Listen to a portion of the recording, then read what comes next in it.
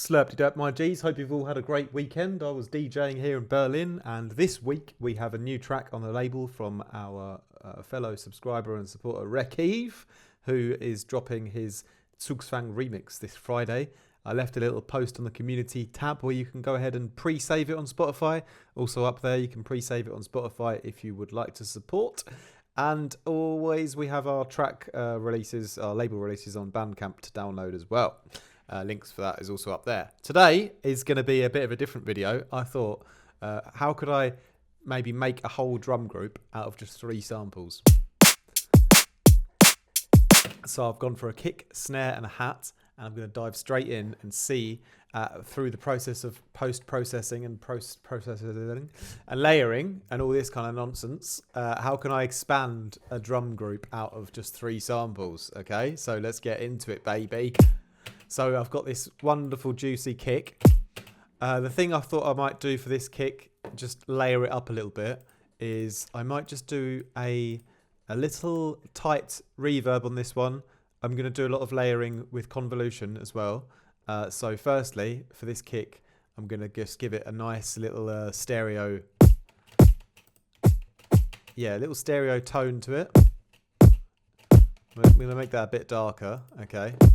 And then I'm just going to take out the low end on this layer. Just a little bit. And then we're just going to bring this down. Okay, maybe -10 or so. And then, do we want it on every one? Let's see. I might do it on, this could be just on the main impact points, like the first kick always. Yeah, that's quite interesting. One more thing I could do, I sort of want to darken it a little bit more. Perhaps I can run, or even maybe I can give it actually a little bit of filter movement for fun. So let's go ahead and filter this part here, maybe with a little bit of movement on a low pass filter.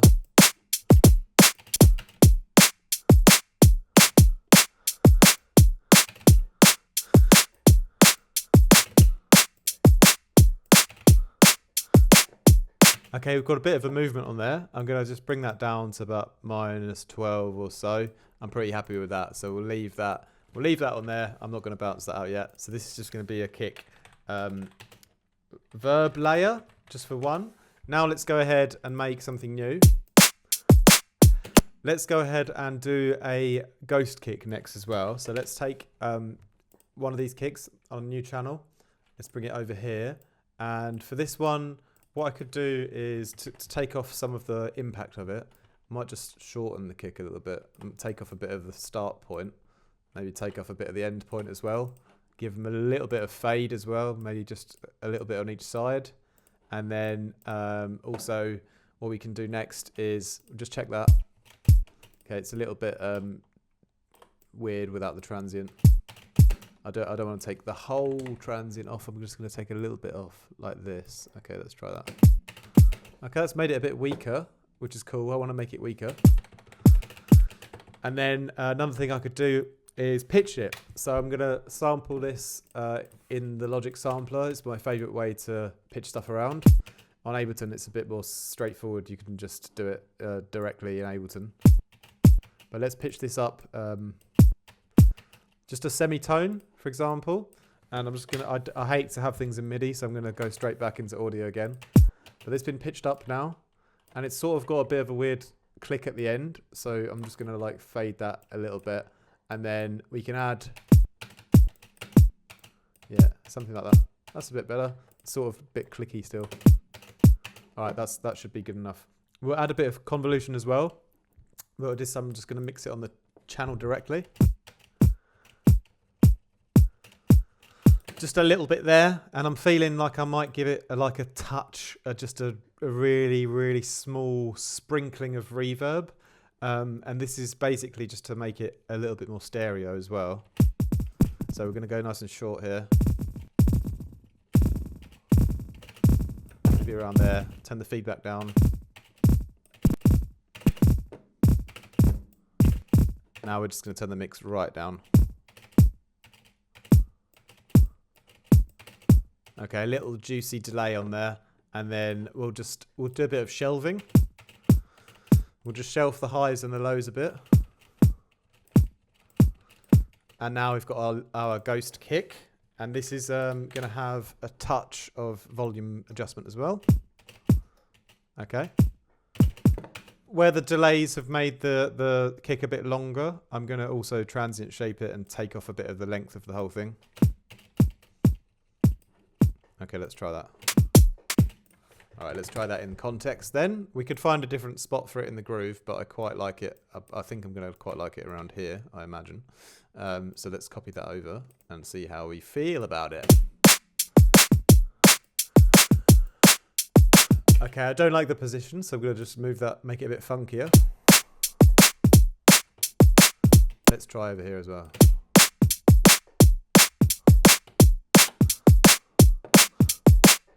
I like that. The delay's just a bit much still, so take that down.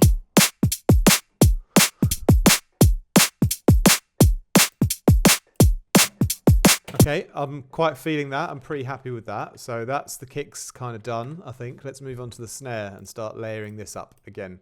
And bear in mind, we're using only the samples that we've started with as well here. So for this one, we're going to add in, it wants more depth and more high end for sure.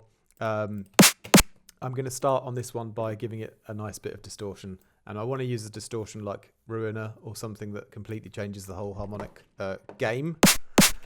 So let's really go mental with this one. Oh, that's cool. Yeah, I already like that. I'm feeling that already. So we're going to use that. And then we might want to convolute it as well. We'll just see. We'll just throw on a little convolution on this guy and see what happens. We've got to play it with the original snare as well, of course. I might try mixing that a bit. That's pretty cool. Again, that Ruiner's made it quite long, so I'm going to really shorten that with the transient shaper again. Now I can hear the main one a lot clearer again now, so I quite like that. That's cool.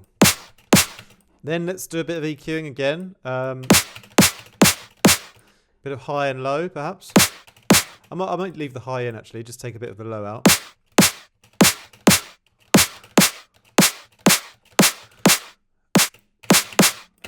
Yeah, I quite like that. It's got to come down in volume a little bit.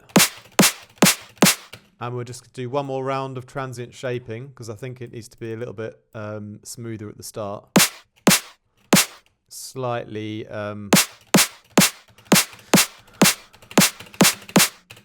shorter. I like that. What happens with the Ruiner, I believe it's kind of making the sample slightly different each time, which is fine, but it means that I'm going to actually have to bounce it out and figure out which one I like best, because there's certain harmonic versions of it that sound good and certain ones that I don't like as much, where it sounds a bit weird and phasey. So we can listen through this bounced selection.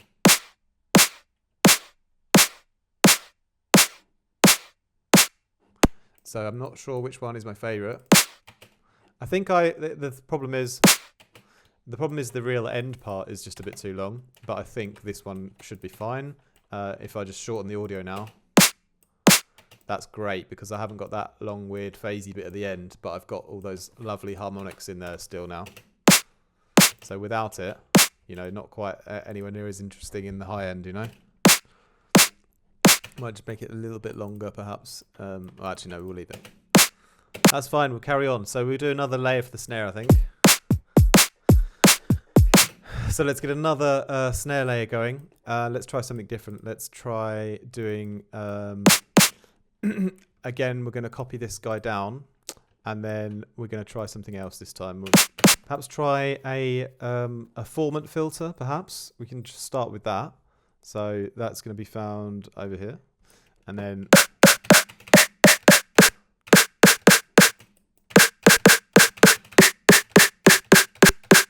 yeah, a nice resonant kind of tone going on. Then I'm just freestyling here, of course. Perhaps here we'll do another convolution reverb, but a different setting. We'll do like a longer, more, crazier one. I definitely need a bit of high end to be left in though still. So let's try the... yeah, that one. The eerie loading dock is quite bright. Okay, so that's quite interesting. So let's bring that down a bit. And again, here we can just take out a bit of low end. Got a really nice big spike. Let's bring that down a little bit, just to balance it out. Again, it's a little bit too long. Firstly, I'm going to transient shape it, and this kind of helps with the whole shape of the sound as well.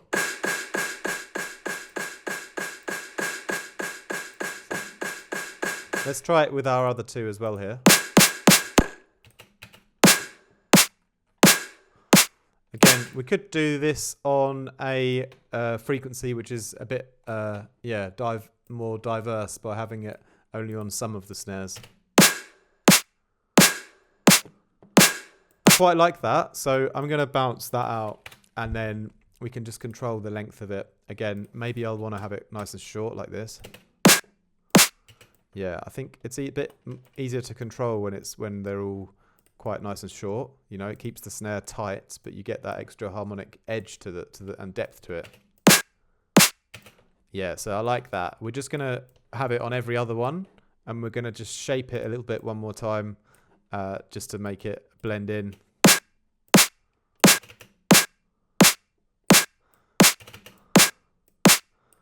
This one I think needs to then have also perhaps a little bit of delay. I think this one needs to be a bit more ping pong stereo effect.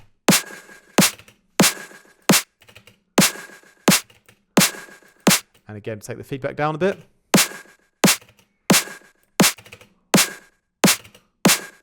That's cool. Just mix it down a nice amount again. So this layer is doing quite a nice amount of stereo tail on the sound, which is cool. And again, we'll do one extra stage of EQing the low end. And now just bring it down a little bit. Okay, that's quite nice around there. Let's see what we've got so far then.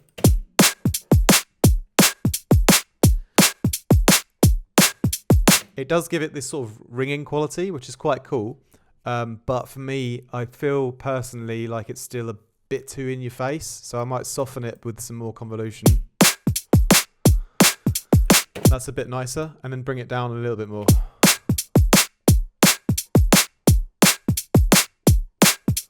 Okay, that's a bit more interesting there. We're still, yeah, we could probably do one more snare layer, but I think I want to move on to the hats next because I don't want to keep this video super long. It's just designed to give you a bit of inspiration for your post-processing and seeing what you can come up with just by having some cool samples to begin with, okay?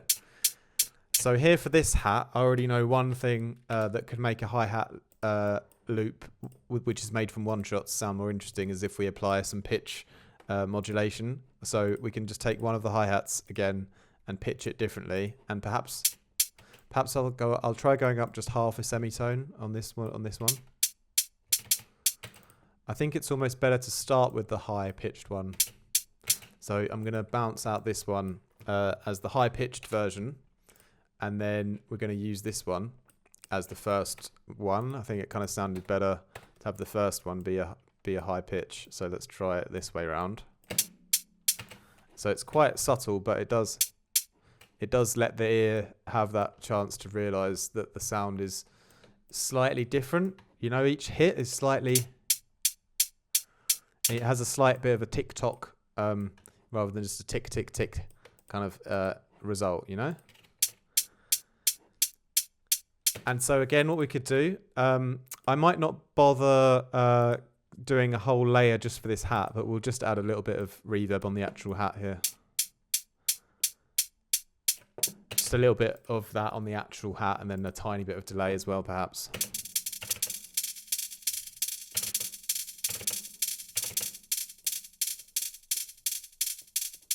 Again, you sort of get your delay right first, how you like the length and the sound of it. And then you can just mix it down afterwards to make it really, really subtle.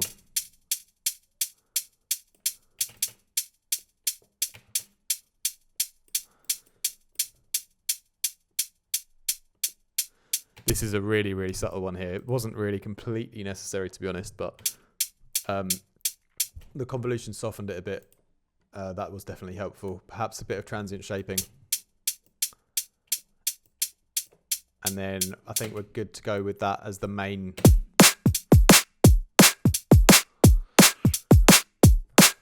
As the main sort of hat loop. So let's bounce that out as a kind of loop. And then what I want to do next for this is I want to try and make a sort of shaker out of it or something like that.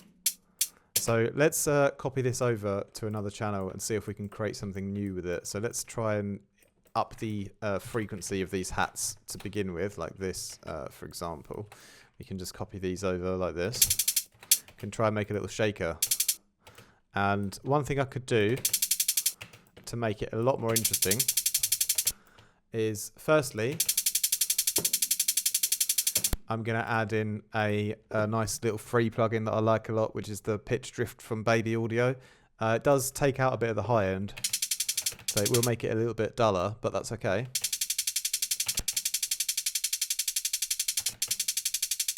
Just give it a nice pitch movement.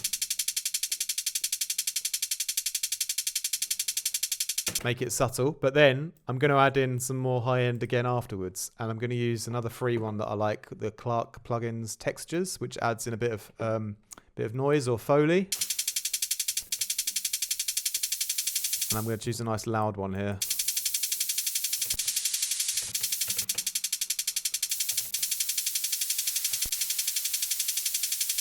It basically puts the white noise kind of over the top of it all without matching the rhythm. But it's fine for this case because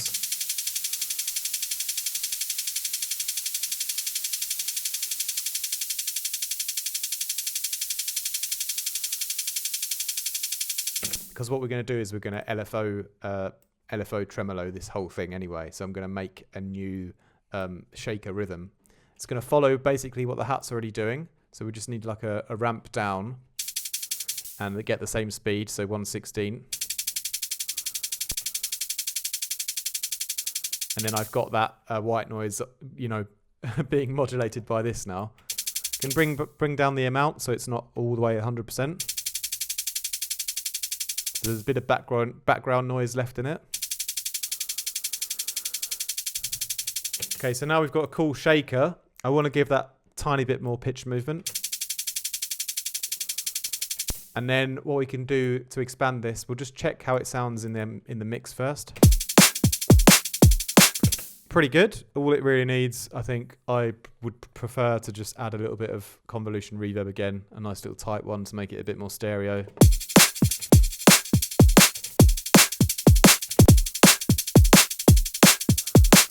It's pretty good, around 7%. I really like that shaker. That worked out quite well in my favour. So that's the shaker made from the hat, really.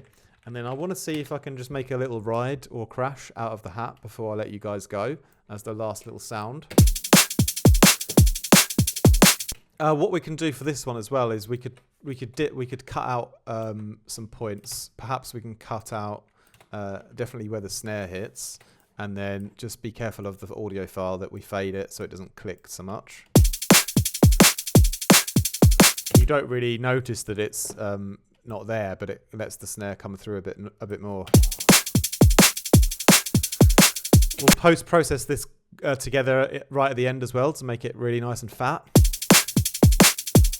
But I do quite like that. I'm going to just EQ that shaker a little bit as well. Taking out a bit of that mid-range didn't need to necessarily be in that one. The hat as well might need a little bit of taking the mud out.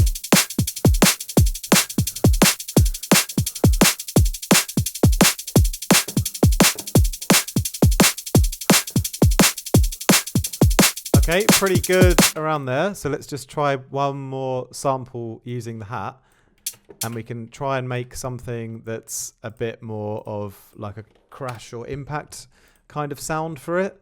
So what we can do for this one is get a nice long reverb on it. So let's go for this the supermassive, for example. Make sure that high end is in there. And it's a little bit of a quiet kind of hat, and I'm reverbing it anyway, so I think perhaps I could almost distort it a bit first. Well, normally I wouldn't distort hats, but in this context,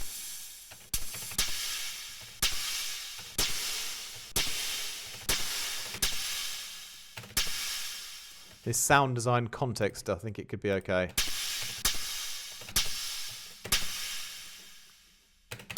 So it's sounding a little bit unearthly.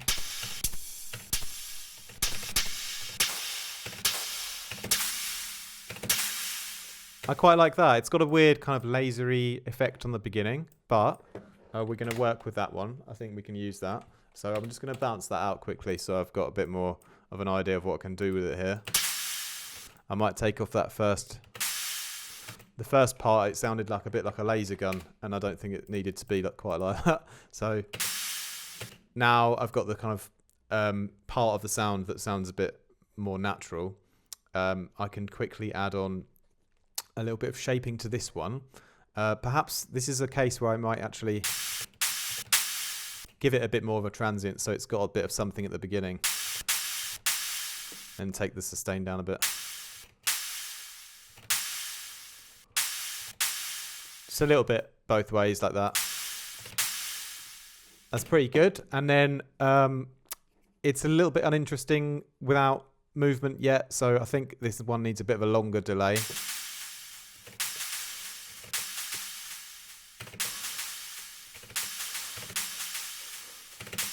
Yeah, something like that, and we'll just mix that down a bit. Bit more interesting. And then we'll also probably sidechain this one to the kick. I can just do a simple LFO sidechain here because I already know the kick pattern is a simple two-step thing. So we'll just do a nice two-step classic LFO pattern. Just take that down a bit in the mix.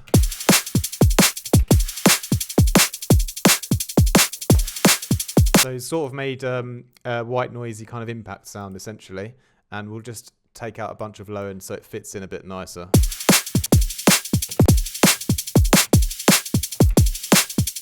Okay, take that down a little bit. And then I quite like that. I could probably just bounce that out as a file, to be fair.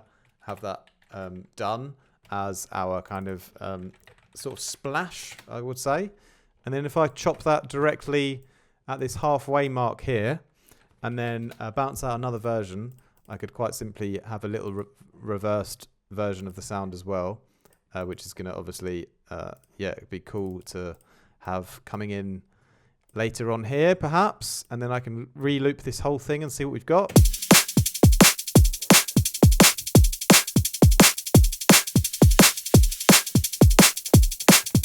Okay. So yeah, not bad considering it's all been made from one, well, 3 samples. But we'll just tidy up the whole drums now. So we'll just create a quick little cymbal group. And here we can just again check the EQ, check the low end, take a bunch of that out, then add a tiny bit of compression to bring this down a bit in its power. We just want a little bit of movement on the needle with the attack down at 0.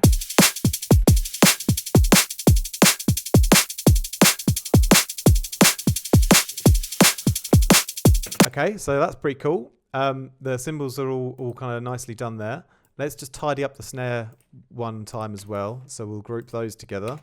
And then I realise this is a bit of a longer video than usual, but I think I just want to finish off tidying this drum beat a bit. Perhaps we'll just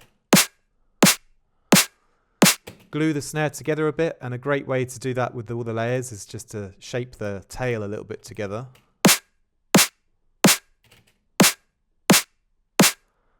And then I can again also check the stereo in the low end with the mid-side EQ and just check that there's not too much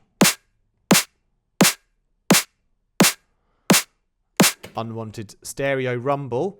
And then we can just check the volume of this snare as well. Might want to bring it down a bit.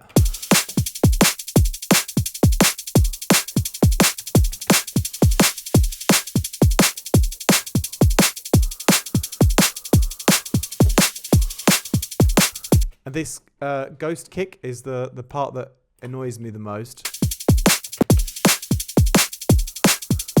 I think it might just need a bit of that high end left back in.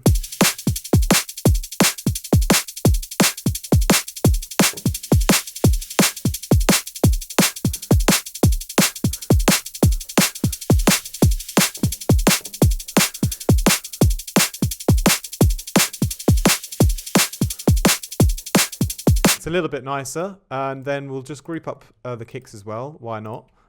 This layer as well. I might just go ahead and just be a bit careful on how much low end I'm leaving in on this reverb layer here.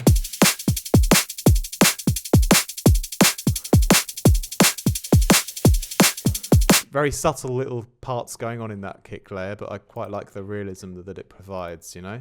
So yeah, lastly then, all we'll do is just group this one up as a lovely little kick layer, kick group.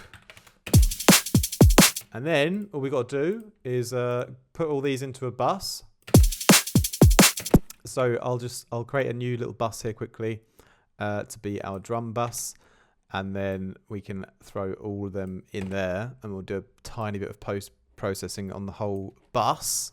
So we've got yes, this is going to be our drum bus here, and in Logic, if it's not showing up in the arrangement, I can quickly pretend to automate it and then turn it off, and then it's gonna come up here. Okay, so here's the drum group then, all of them together, and obviously they're clipping, so again I'm gonna just make sure that that's gonna be clean at 0, and then what we're gonna do after that is just glue it together a little bit. Firstly, just mid-side EQing the whole lot together. That's going to be great in the low end. Just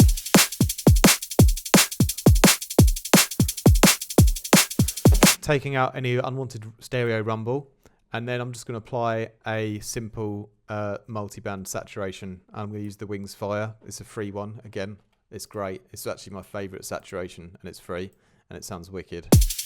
And I'm just going to only saturate the high end.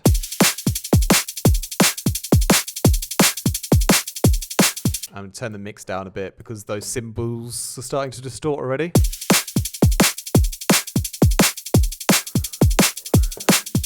But 20% is enough there. It's giving me a bit of gluing together without losing the dynamics. If I were to compress it, for example, you know, I'd change all the dynamics that I've set up already. So yeah, nice and powerful there. And then what we could go ahead and do is we could export this as a whole break as well, and then apply a little kind of nuke layer. So drum, you can call it or maybe a little convolution layer, for example.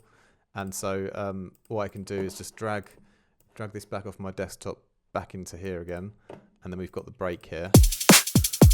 And then we could probably potentially even run it back through into the drum bus as well. So I'll run it through the bus first, and then it's gonna be crazy if I just play it now. But what I'm gonna do is put 100% convolution on it again. So let's convolute it first, 100%, okay, and turn it down.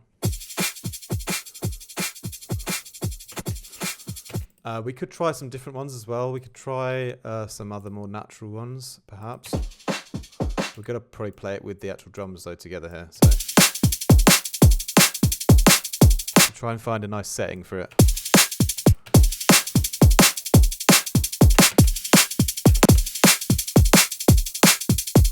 See, I do like the white blur, but it does make the hats quite bright.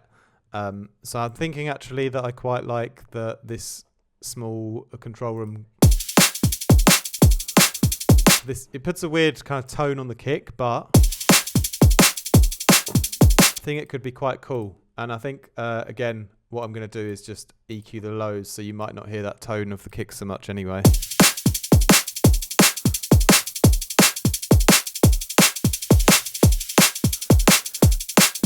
Yeah, it's a funny one because it does the pitch does change in a bit of a strange way. So I might realistically go through a couple of other ideas. But I know a lot of these are a little bit too long. I know the small control room is one of the shorter ones in this section. I think perhaps there are some other... You can use any convolution reverb as well for this job. It doesn't have to be the kilohertz one. It's just the one that I tend to use at the moment. But I think that there are some smaller spaces here somewhere, if I'm not mistaken. I'm being a bit slow. Maybe the...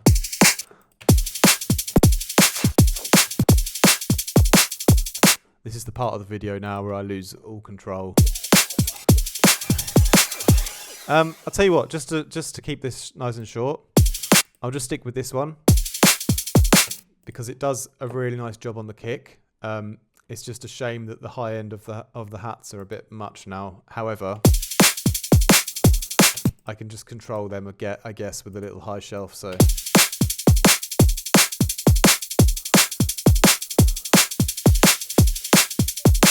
but there at least I've got a nice little extra stereo convolution layer for the whole drum break, gluing it all together a bit more and then transient shaping that a little bit.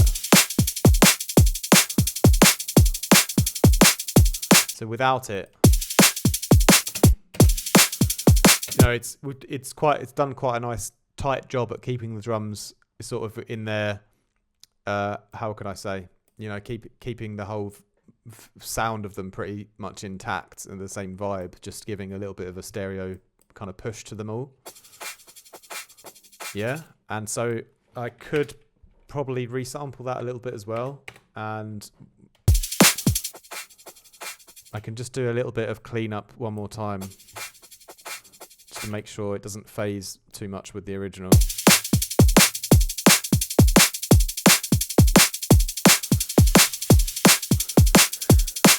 I think around there I'm just taking out a little bit more mid-range so it's not quite phasing so much, and now it's just adding about 5% or so of extra stereo kind of magic on top. You know, it's a subtle one, but it's one that definitely works. So that's just a little bonus thing that you could do. And all of it we've made out of one lovely one lovely selection of one kick, one snare and one hat, you know. I could just turn up the drums, push them into the clipper and see how far I can push them.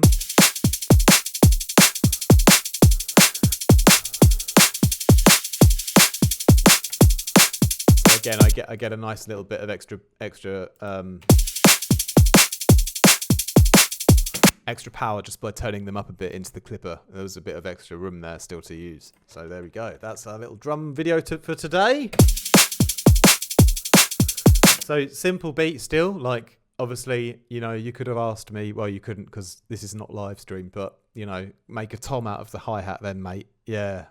Well, that is probably possible in one way or another. But keeping things simple like this, you know, I was able to make a little kick reverb layer. I was able to make a little ghost kick. I was able to make a couple of different snare layers, one with different convolutions and different kind of tones on them, different delays on them.